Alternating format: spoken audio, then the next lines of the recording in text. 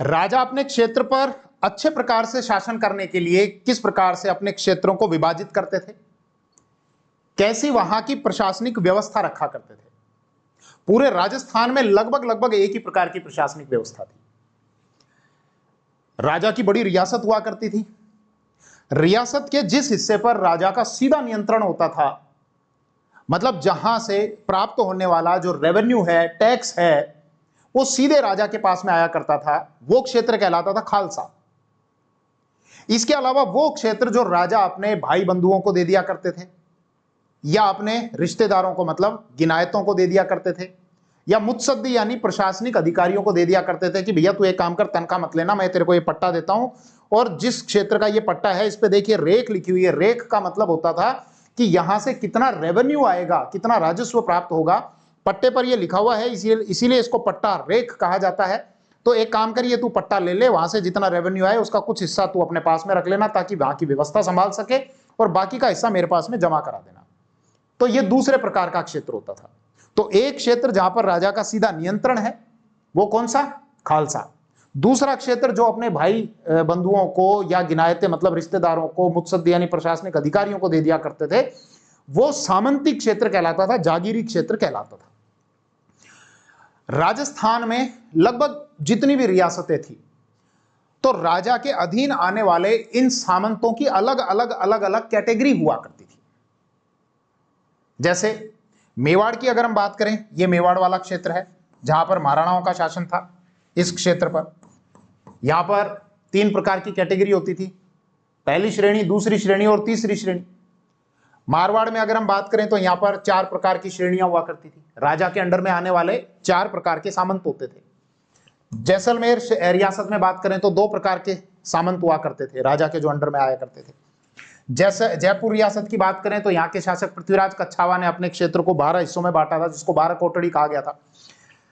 हाड़ौती की अगर हम बात करें तो यहां पर 2 प्रकार के सामंत होते थे। मेवाड़ रियासत की हम सबसे पहले बात करते हैं। देखो, मेवाड़ के एक शासक थे महाराणा अमर सिंह सेकंड, जो 1698 से और 1710 ईस्वी तक मेवाड़ के शासक रहे थे। मतलब क्रम से अगर आप समझें तो जैसे महाराणा प्रताप थे, 1597 में उनकी मृत्यु हो गई थी। उनके बाद उनके बेटे शासक बने महाराणा अमर सिंह फर्स्ट, जो 1597 से और 1615 ईस्वी के लगभग तक शासक रहे। फिर महाराणा अमर सिंह फर्स्ट के बाद में उनके बेटे कर्ण सिंह के बाद में जगत सिंह फर्स्ट, जो 1652 तक रहे थे।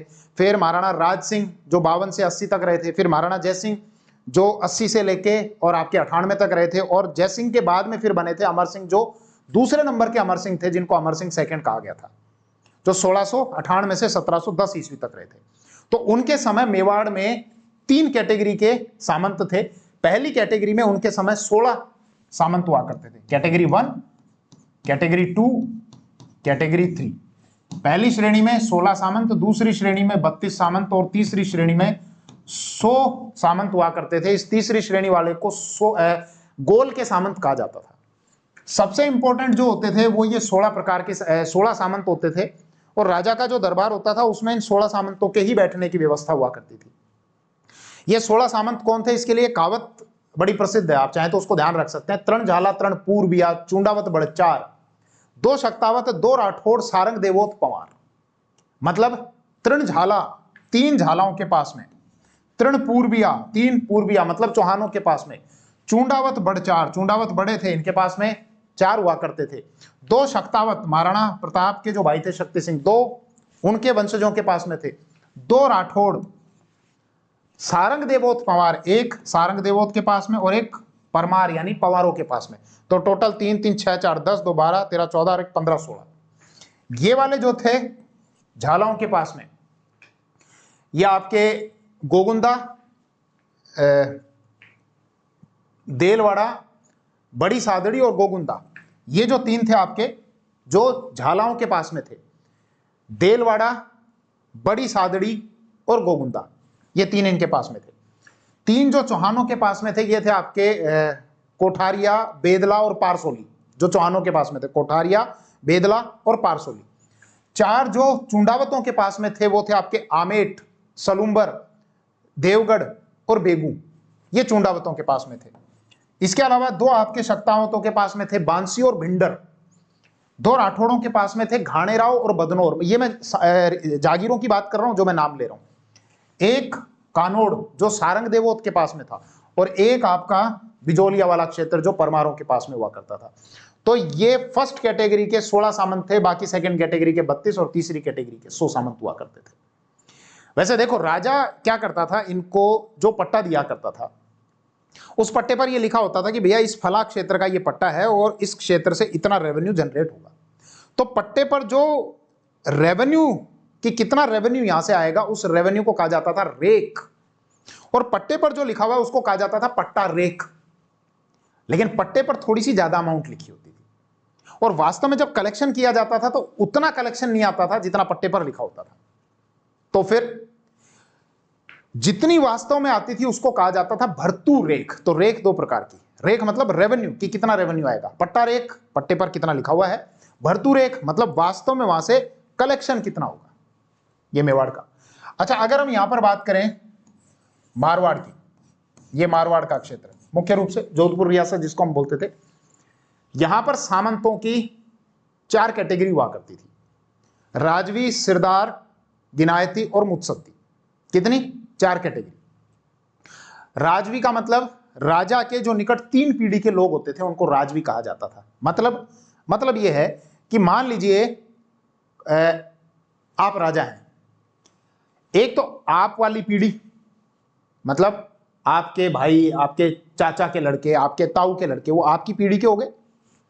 एक आपसे जस्ट पहले वाली पीढ़ी, जस्ट पहले वाली पीढ़ी में आपके चाचा आ गए, ताऊ आ गए, और एक आपके जस्ट बाद वाली पीढ़ी। जस्ट बाद वाली पीढ़ी का मतलब यह है कि आपके बच्चे, आपके भाइयों के बच्चे। तो ये जो 3 पीढ़ियों के लोग हुआ करते थे, मारवाड़ में कौन थे? राठौड़ थे भाई। मारवाड़ में कौन? राठौड़। राठौड़ में, मारवाड़ में सामंतों के 4 प्रकार। पहला प्रकार आपका राजवी। राजवी कौन? निकट 3 पीढ़ियों के लोग। इनको विशेष सुविधाएं थी। क्या? कि एक तो आपको रेख जमा नहीं करानी है, मतलब जो राजा ने पट्टा दे रखा है वहां से जितना रेवेन्यू आएगा उस रेवेन्यू को आपको जमा कराने की जरूरत नहीं है, आपको छूट है इसकी। दूसरा, आपको चाकरी भी देने की जरूरत नहीं है। सामंत जो होते थे, सामंतों को राजा के पास में जाकर जो अपनी सेवा देनी पड़ती थी उसको चाकरी कहा जाता था। एक तो युद्ध के समय कि अगर युद्ध होगा तो राजा को तुम्हारी आवश्यकता है। भाई युद्ध जब आप लड़ने के लिए जाओगे तो जो वो पूरी रियासत है वो केवल एक अकेले राजा की नहीं है, वो आप सभी की रियासत है। उस रियासत को बचाना आप सभी की सामूहिक जिम्मेदारी है। जैसे ब्रिटेन में यह हुआ करता था कि राजा जो है वो स्वामी है और बाकी के जो सामंत हैं वो उसके सेवक हैं। राजस्थान में ऐसा नहीं होता था। राजस्थान में राजा और सामंतों की जो व्यवस्था वो टेंट के समान होती थी कि कोई ये टेंट है, टेंट के पिलर हैं और एक पिलर बीच में है, तो राजा जो है वो सेंटर वाला पिलर हुआ करता था और बाकी के जो सामंत हैं वो साइड के पिलर हुआ करते थे। तो राजा ना तो श्रेष्ठ है उनसे ना नीचा है, लेकिन राजा जो है उन सामंतों में अग्रणी है, मतलब है उनके बराबर लेकिन उनमें अग्रणी है, शीर्ष पर नहीं है, उन सामंतों में अग्रणी है। मतलब यह है कि जैसे स्कूल में प्रार्थना करने के लिए लाइन लगती थी तो सब समान है, सब बराबर है, लेकिन सबसे आगे आगे कौन लगा हुआ है? वो राजा था। तो इस प्रकार की व्यवस्था होती थी कि अगर रियासत पर यह राजा जो है वो सामंतों में अग्रणी है और अगर रियासत पर किसी भी प्रकार की कोई विपत्ति आ गई है तो राजा सहित सामंतों की सामूहिक जिम्मेदारी है कि उसके लिए वो रक्षा के लिए वो काम करेंगे। तो राजा जब इनको ये देता था, ये क्षेत्र देता था, तो युद्ध के समय इन सामंतों की आवश्यकता होती थी और सामंतों के पास में जो सेना हुआ करती थी वो युद्ध के समय अपनी अपनी सेना लेकर वहां राजा के पास में पहुंच जाया करते थे। तो जब चाकरी देने का मतलब आता था, मतलब सेवा देना, तो एक तो युद्ध के समय राजा को अपनी सेवा उपस्थिति देनी है, अपनी सेना लेकर जानी है, एक तो ये, और दूसरा जब शांति काल होता था तो उस शांति काल में भी आपको वर्ष में जो कोई बार त्योहार आता था उस त्योहार के अवसर पर आपको राजधानी में उपस्थित होना पड़ता था ये सेवा के लिए। तो ये जो राजवी थे इनको एक तो रेख से छूट थी, चाकरी से छूट थी, क्लियर। दूसरा सिरदार,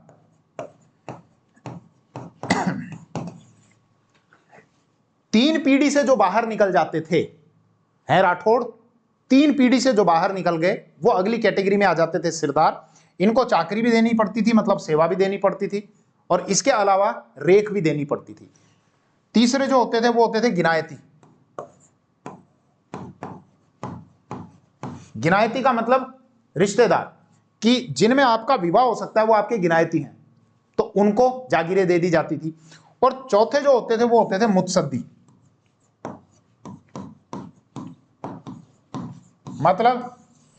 मतलब राजा को अगर अपना राज्य चलाना है,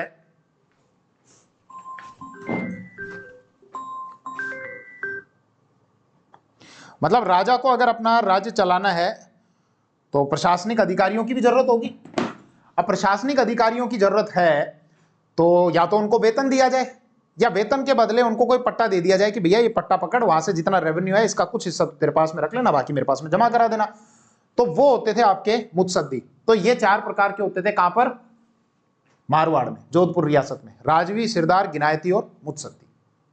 अगर हम बात करें बीकानेर की, ये बीकानेर वाला, तो यहां पर 3 कैटेगरी होती थी, 3 श्रेणी। पहली श्रेणी में वो जो बीका के वंशज थे, डायरेक्ट जो बीका राठौड़ थे, वो पहली कैटेगरी में आयत करते थे। भाई हमको पता है जोधा के जो पुत्र थे वो इस बीकानेर के क्षेत्र की तरफ गए थे और उन्होंने यहां पर अपना अधिकार करके यहां राठौड़ों की सत्ता स्थापित की थी। तो सीधे जो बीका राठौड़ थे वो तो आपके पहली कैटेगरी के हुआ करते थे। बीका राठौड़ों के अलग दूसरे जो राठौड़ थे वो दूसरी कैटेगरी में आया करते थे। और एक होते थे तीसरी श्रेणी के, जो यहां पर राठौड़ों के शासन करने से पहले जिनका अधिकार होता था उनको, मतलब राठौड़ों के अतिरिक्त बाकियों को जो सामंत, जो जागीर दी जाती थी, वो तीसरी कैटेगरी की होती थी। इसके अलावा जैसलमेर में 2 कैटेगरी के सामंत हुआ करते थे। जैसलमेर के एक शासक थे रावल हर्राय भाटी, उनके द्वारा ये 2 कैटेगरी बनाई गई थी कि राजा का दरबार लगा हुआ है, कुछ सामंत लेफ्ट साइड में बैठेंगे, कुछ सामंत राइट साइड में बैठेंगे। जो लेफ्ट में बैठते थे उनको डाबी मिसल कहा जाता था, ये जैसलमेर रियासत। और जो राइट साइड में बैठते थे उनको जीवन मिसल कहा जाता था। हाड़ौती की अगर हम बात करें, कोटा रियासत की, तो कोटा रियासत में 2 कैटेगरी के सामंत होते थे। एक वो सामंत जो यही देश में ही रहेंगे, भाई राजा को ज्यादातर क्या बाहर रहना पड़ता था, बाहर अपनी सेवा देनी पड़ती थी, सैनिक सेवा। तो जो सामंत राजा के साथ में बाहर चले जाएंगे वो तो हजूर के साथ जाएंगे, तो हजूर थी। और जो वही देश में ही रहेंगे, मतलब हाड़ौती देश में रहेंगे, वो है देश थी और हजूर थी। देश थी और हजूर थी।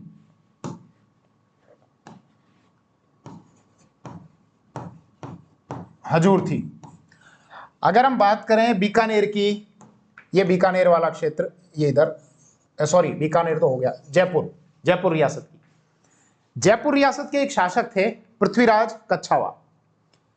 महाराणा सांगा थे मेवाड़ के शासक। महाराणा सांगा ने बाबर के विरुद्ध जो युद्ध लड़ा था खानवा का, तो खानवा के युद्ध में बीकानेर जयपुर के शासक ने अपनी पाती परवन दी थी, पाती दी थी। पाती का मतलब ये होता था कि राजपुताना में किसी एक शासक पर जब आक्रमण होता था तो बाकी के शासक भी अपनी अपनी हिस्सेदारी देते थे, अपनी सेनाएं लेकर जाते थे, उसको, उस प्रथा को पाती परवन कहा जाता था। तो जयपुर के जो शासक थे पृथ्वीराज कच्छावा, उन्होंने क्या किया था कि साहब मैं जब मर जाऊं तो मेरी मृत्यु के बाद में मेरे बेटों में इस राज्य के उत्तराधिकार को लेकर कोई संघर्ष ना हो, तो उन्होंने इस जयपुर रियासत को 12 हिस्सों में तोड़ दिया और उसको कहा गया था 12 कोटड़ी। 12 कोटड़ी।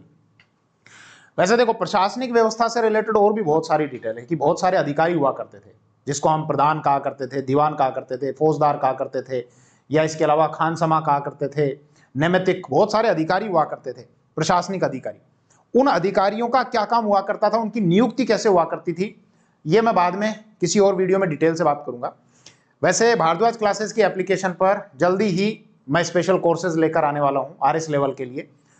तो आप चाहें तो भारद्वाज क्लासेस की एप्लीकेशन या तो प्ले स्टोर से डाउनलोड कर सकते हैं, या फिर इस वीडियो के डिस्क्रिप्शन में लिंक दिया हुआ है, वहां से आप डाउनलोड कर सकते हैं। जल्दी ही आपको सबसे पहले राजस्थान के आर्ट एंड कल्चर का और हिस्ट्री का पहला बैच अवेलेबल हो जाएगा।